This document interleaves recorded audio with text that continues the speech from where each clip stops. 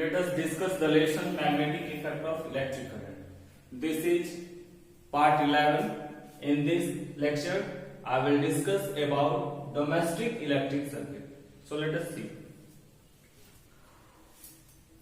You are already familiar that electricity produce in different way, है ना। आप लोग जानते हैं कि इलेक्ट्रिसिटी जो उत्पन्न होता है वो अलग अलग तरीका से होता है। जैसे कि एक होता है थर्मल पावर प्लांट, उसमें क्या करते हैं कि कोयला को बर्न करवा करके पानी को क्या करते हैं, गर्म करते हैं और फिर जो स्टीम बनता है उसको टरबाइन पे छोड़ा जाता है जिससे वो रोटेट होता है और उस प्रकार से इलेक्ट्रिसिटी प्रोड्यूस होता है। ठीक है। दूसरी बात हाइड्रो पावर प्लांट होता है। हाइड्रो पावर प्लांट के केस में क्या होता है कि डैम या रिजर्वायर में वाटर स्टोर होता है, फिर उसे गिराया जाता है और वो क्या करता है, टरबाइन ब्लेड को नचाता है और नचाने के बाद क्या होता है, उसे डायनमो अटैच होता है या जनरेटर अटैच होता है, फिर क्या होता है कि इलेक्ट्रिसिटी प्रोडक्शन होता है। तो ये सब अलग अलग डिफरेंट वेज है जिससे इलेक्ट्रिसिटी प्रोड्यूस होता है। आप ये सोच के आश्चर्यचकित होंगे, आप जस्ट घर में है ना, फैन ऑन किए, चालू क्या हुआ, बल्ब ऑन किए, कंप्यूटर ऑन किए, ये सारा चीज चालू हो जा रहा है। तो आखिर इसके पीछे है क्या, किस प्रकार से होता है, किस प्रकार से हमारे घर का कनेक्शन है ना, उसके बारे में हम लोग जानकारी लेंगे। सो देखिए, in our homes we receive the supply of electric power through the main supply either supported through the overhead electric pole और अंडरग्राउंड केबल। मतलब हमारे घर में जो इलेक्ट्रिसिटी आ रहा है या तो अंडरग्राउंड केबल के जरिए आ रहा है या तो इलेक्ट्रिक पोल आसपास में होगा। देखिए, हाई वोल्टेज इलेक्ट्रिसिटी प्रोड्यूस किया जाता है और उसको ट्रांसफार्मर सेटअप करके एक स्थान से दूसरे स्थान पे पहुंचाया जाता है। ठीक है। इन केस हम लोग को ऑलरेडी पता होना चाहिए कि जो हमारे घर में जो करंट आया है बाहर से वो अल्टरनेटिंग करंट है, तो वो बहुत दूर प्रोडक्शन हो रहा है। ये तो नहीं कि आसपास में प्रोडक्शन हो रहा है, लेकिन पावर ग्रिड वगैरह पे बहुत बड़े बड़े ट्रांसफार्मर सेटअप करके इसके वोल्टेज को स्टेप अप स्टेप डाउन करके क्या होता है कि पास आउट करवाते हैं। ठीक है। इनकेस हमारे घर में भी उसी प्रकार से आता है। तो देखिए लिखा है, यहाँ पे डिस्कस किए हैं, in our homes we receive the supply of electric power through the main supply either supported through the overhead electric pole, या तो कोई इलेक्ट्रिक पोल से सपोर्ट है या अंडरग्राउंड केबल के जरिए, है ना। ये दो फॉर्म से आपको इलेक्ट्रिसिटी आया है। इसके बाद अगर केबल के फॉर्म में आया है तो ये जो वायर होते हैं वो 3 फॉर्म के होते हैं। ठीक है। वायर जो होते हैं वो 3 फॉर्म के होते हैं और इस केस में आपसे डिस्कस किया जा रहा है कि जो ये देखिए यहाँ पे लिखा है, the power supply through the cable consist of 3 wire. माने केबल से जो वायर सप्लाई करंट करेगा वो 3 वायर उसमें कंसिस्ट होते हैं। Number 1 live wire, number 2 neutral wire, number 3 earth wire. ठीक है। तो ये सारा चीज क्या है आपका, एक बताया डिफरेंट है, कलर सीक्वेंस भी इसका दिया हुआ है।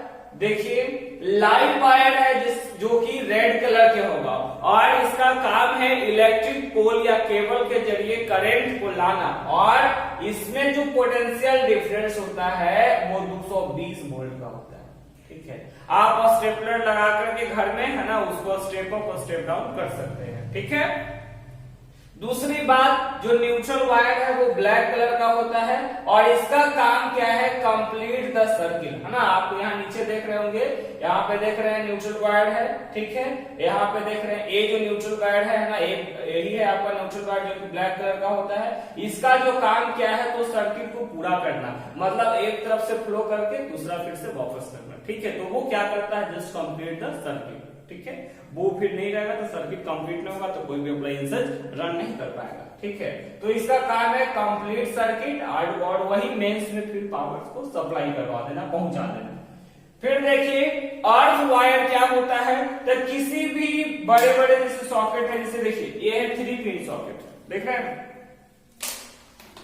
3 पिन सॉकेट है और ये है हमारा लैपटॉप चार्जर। ठीक है।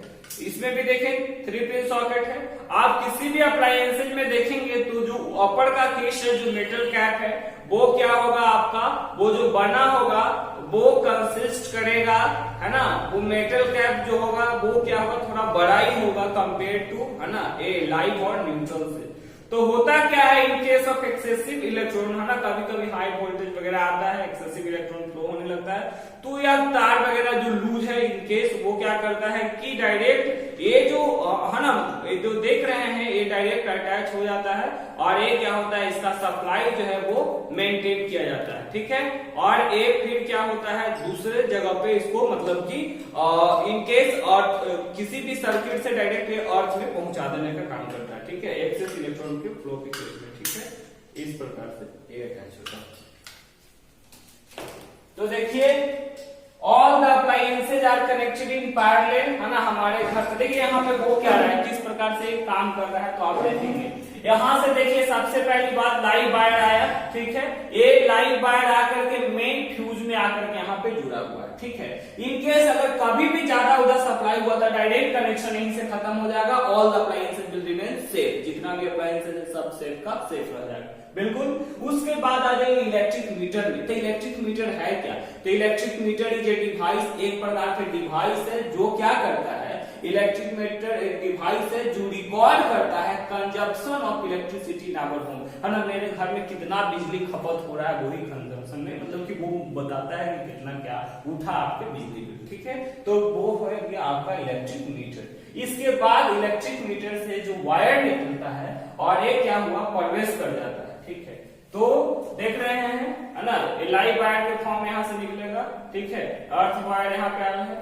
अब यहाँ जो आएंगे ये है डिस्ट्रीब्यूशन बॉक्स, है ना, यहाँ जो है वो डिस्ट्रीब्यूशन बॉक्स है और ये जो डिस्ट्रीब्यूशन बॉक्स होता है यहीं से फिर क्या होता है 220 वोल्ट, है ना, सप्लाई होना शुरू हो जाता है और फिर क्या होता है धीरे धीरे मतलब कि अलग अलग अप्लायंसेज में सप्लाई होता है, जहां पे आप ले जाइए देखिए पैरेलल कनेक्शन के जरिए आप ले जा सकते हैं और ये पैरेलल कनेक्शन के ले जाने से क्या फायदा होता है कि आप सेपरेटली स्विच ऑन और स्विच ऑफ कर सकते हैं। In case if any one appliances stop working then other continue, अगर गलती से भी एक आध वो बंद भी हो जाता है तो दूसरा कंटिन्यू काम करते रहता है। तो this is all about electricity transfer to the our homes, ठीक है। यहाँ पे देखिए all the appliances are connected in parallel so that potential differences across all the appliances remain same, है ना, मतलब यहाँ पे जितना भी है वो पैरेलल में कनेक्ट होता है ताकि पोटेंशियल डिफरेंस जो है वो मेंटेन रहे, ठीक है। अब है फैक्टर इन केस कभी कभी ओवरलोडिंग हो जाता है, ठीक है ना।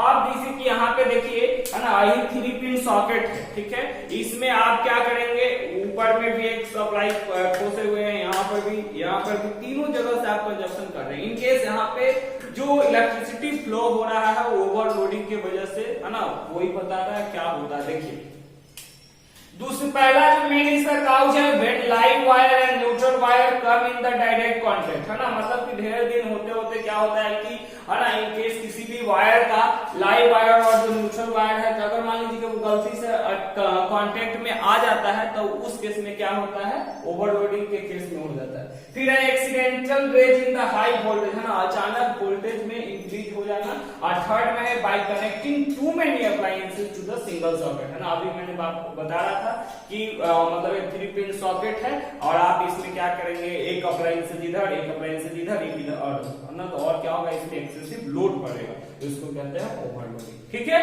तो एक काउच हो गया ओवरलोडिंग का।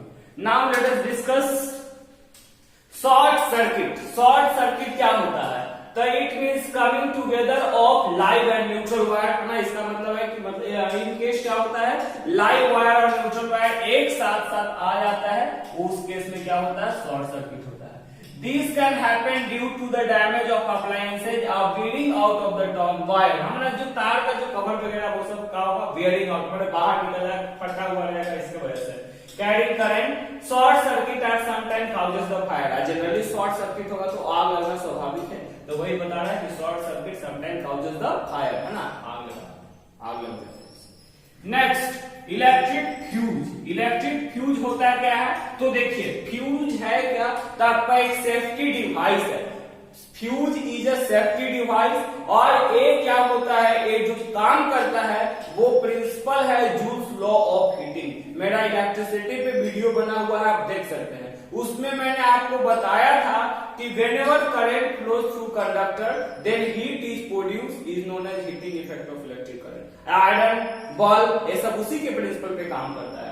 तो यहाँ पे क्या होता है, इलेक्ट्रिक फ्यूज जो है एक वैसा डिवाइस है जो क्या होता है, उसमें थीन मतलब पतला सा वायर होता है। जब भी क्या होता है एक्सेस इलेक्ट्रॉन या करंट पास होता है तो वो हीट करते करते क्या होता है ना कि अगर एक्सेसिव इलेक्ट्रॉन आना शुरू हो गया तो in that case it melt up, है ना, वो पिघल करके टूट जाता है जिससे सर्किट ब्रेक हो जाता है। और सर्किट ब्रेक होते ही करंट का सप्लाई रुक जाता है और हमारा जो अप्लायंस है जो हाई करंट के कारण जल सकता था, खराब हो सकता था, वो सब सेफ हो जाता है। इसीलिए इसका नाम सेफ्टी डिवाइस होता है। तो आइए देखते हैं इलेक्ट्रिक फ्यूज क्या है। It is an important component of all the domestic circuit, बहुत इंपॉर्टेंट कंपोनेंट है जितना भी डोमेस्टिक सर्किट है उसका। It prevent damage to the appliances and circuit due to overloading, है ना, ये बचाता है किससे, तो डैमेज होने से जो हमारा अप्लायंसेज है ना किसी भी सर्किट में। In this a short length of thin plated copper wire having low melting point, है ना, देख रहे हैं ना, इसमें आप देख रहे हैं फ्यूज वायर है वो पतला सा है ना, इसका जो मेल्टिंग पॉइंट होता है वो लो होता है, ठीक है, लो मेल्टिंग पॉइंट। तो होता क्या जनरली में कि जब भी शॉर्ट सर्किट होता है तो इन केस में क्या होता है वहां पर यही सबसे पहले क्या जाकर के मतलब एक्सेस इलेक्ट्रॉन जैसे ही फ्लो होना शुरू हुआ वो हीटअप हो जाता है और फिर क्या करता है, मेल्ट कर जाता है, और मेल्ट करने से फिर क्या होता है वो सर्किट को ब्रेक कर देता है। देख रहे हैं, तो इलेक्ट्रिक फ्यूज इंपॉर्टेंट कंपोनेंट है ऑल द डोमेस्टिक सर्किट का। It prevent damage to the appliances and or due to overloading in this short length of thin and the thin plated copper wire having low melting point which melt, जो क्या कर देता है, melt कर देता है and breaks the circuit, और circuit को क्या करता है, तोड़ देता है ना। ये करंट एक्सिस्ट, हम देख रहे हैं, मतलब अगर करंट का मात्रा ज्यादा बढ़ता है तो इन केस में क्या होता है वो जल्दी हीटअप करके क्या होता है सर्किट को तोड़ देता है ताकि हमारा जो अदर अप्लायंसेज अटैच है इस करंट से वो सेफ रहे, ठीक है। तो this is all about the electric fuse. आज हम लोग घर में मतलब बारी बारी रूम के लिए सब मतलब एमसीबी भी लगाते हैं ना, तो उस केस में भी फ्यूज की जगह है ना एमसीबी वगैरह भी लगाते हैं। इसके बाद यहाँ पे एक 3 पिन सॉकेट है, एक अर्थ वायर, लाइव वायर, एक न्यूट्रल वायर। तो अर्थ वायर अर्थिंग होता क्या है, जनरली सुने होंगे अर्थिंग करना, तो देखिए बता रहा है earthing is the connection of electrical appliances to a large conducting body such as earth, है ना, मतलब कि क्या है, कनेक्शन करते हैं किसी भी मेटल जो कंडक्टिंग है उसको कहा डायरेक्टली अर्थ में, ताकि बता तो उसका एक्सेस इलेक्ट्रॉन या कहीं पे लाइव वायर अगर लूज है तो वो क्या करता है उस इलेक्ट्रॉन को जमीन में लेकर के चला जाता है और बी रिमेन सेफ, है ना, हम लोग सेफ रहेंगे।